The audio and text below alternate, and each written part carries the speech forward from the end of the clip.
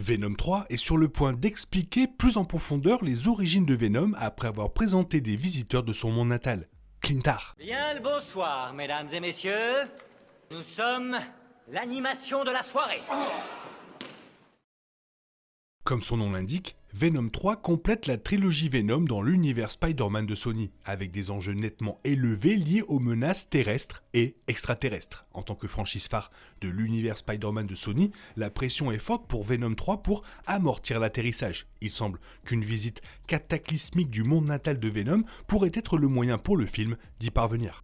La franchise Venom a dû naviguer dans le mythe de Venom sans marcher sur les pieds des personnages appartenant à Marvel qui figurent dans le MCU. Maintenant que Venom 3 emmènera l'histoire dans l'espace, cela sera encore plus difficile à réaliser sans que Sony ne prenne de grandes libertés créatives. Malgré cela, de nombreuses mentions de la planète natale de Venom tout au long des films suggèrent que Clintar pourrait figurer en bonne place dans son film.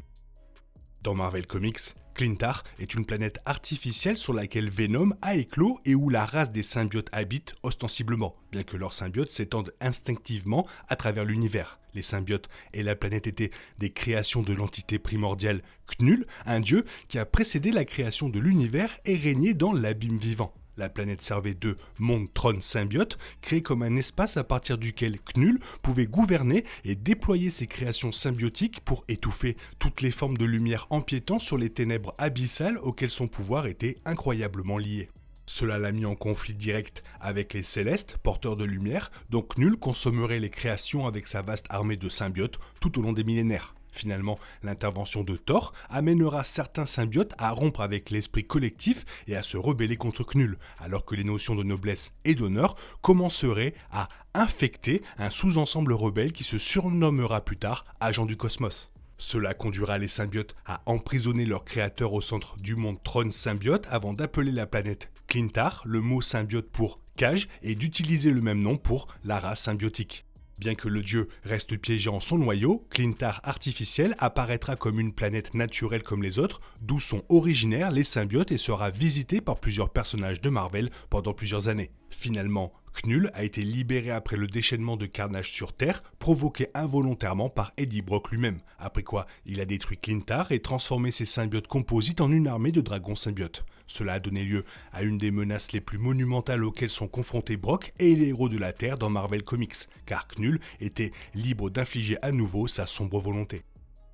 Les créations symbiotes de Knull portèrent le même nom que la planète sur laquelle Knull était emprisonné. Les symbiotes partagent tous des pouvoirs similaires à ceux affichés par Venom, avec de légères variations. Les intentions de Knull pour la race Clintar étaient de combattre les divinités, en leur conférant un pouvoir capable de détruire les planètes, les étoiles et les dieux. All Black, The Necrosword, tel que vu par Gore dans Thor Love and Thunder, est l'une des créations symbiotiques les plus puissantes de Knull, conçues spécifiquement à cet effet. Les Clintar sont amorphes et capables de changer de forme et de s'étendre à volonté, presque quelle que soit la forme qu'ils tentent de manifester. La race est caractérisée par leur forme en constante expansion, qui peut être utilisée comme membre supplémentaire pour engloutir, imiter les fils de Spider-Man ou bien d'autres utilisations. Mais la race est aussi synonyme de besoin de trouver un hôte, d'où l'appellation de symbiote. Lorsqu'un hôte approprié est trouvé, les Clintar peuvent démontrer tout leur potentiel, ce qui inclut la protection et l'autonomisation de leur hôte.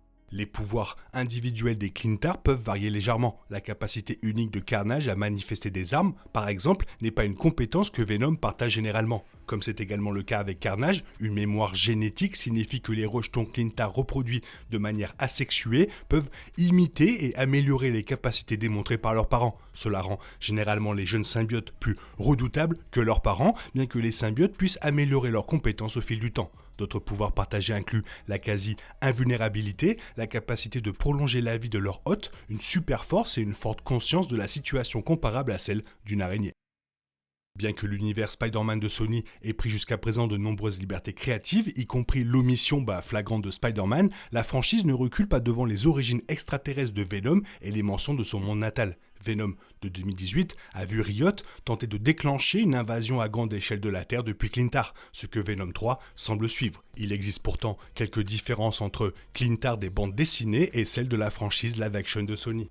D'une part, Venom étant le seul Clintar qui n'est pas entièrement déterminé à la soif de sang et à la destruction, ne correspond pas à l'idée qu'il est en fait l'un des nombreux symbiotes capables d'empathie et un sens de l'honneur après l'emprisonnement de Knull. Au lieu de cela, la franchise semble décrire les Clintar comme une race extraterrestre hostile dont le symbiote Venom est la seule valeur aberrante. De plus, malgré les mentions de son monde natal et des milliards d'années de connaissance de la ruche, Venom est resté visiblement muet quant à la présence de Knull, ce qui, dans le mythe de Venom, est une omission aussi flagrante que celle de Spider-Man. De plus, les créatures antagonistes de la bande-annonce de Venom 3 ne ressemblent pas autant aux Clintar qu'aux Xénophages. Cette race extraterrestre ressemble aux symbiotes mais les traque comme un Médélica. L'invasion ne semble donc pas limitée à Clintar, ce qui suggère qu'un mélange d'antagonistes venus de l'espace sera déployé comme principaux antagonistes à la place de Knull et de son abîme vivant. Il est difficile d'exagérer les implications d'une invasion de Clintar, bien qu'il ne semble pas que Venom 3 soit le mieux placé pour transmettre de manière appropriée l'ampleur et la terreur du dieu surnaturel Knull et ses plans de domination. Une invasion de la Terre par Clintar rappelle distinctement Le Roi en Noir, série de Marvel Comics. Dans cette course, Knull emmène son armée de symbiotes nouvellement réassimilés sur Terre et envoie rapidement avec eux les héros les plus puissants de la Terre, y compris la réponse de Marvel à Superman, Sentry. Il est peu probable que l'ampleur du scénario de Knull soit adaptée dans Venom, une franchise limitée aux personnages adjacents à Spider-Man. Au lieu de cela, l'invasion de la Terre par Clintar pourrait s'apparenter davantage aux motivations de Riot dans le premier Venom, avec des motivations qui impliquent simplement de dévorer les planètes et leurs habitants par instinct, rappelant les symbiotes de Marvel Comics dans leur toute première forme. Cela étant dit, Venom 3 pourrait vraiment changer les choses pour Sony en mettant fin aux choses en beauté et en introduisant pour la première fois l'un des méchants les plus terrifiants de Marvel en live action, même si ce n'est que brièvement, 3-4 secondes.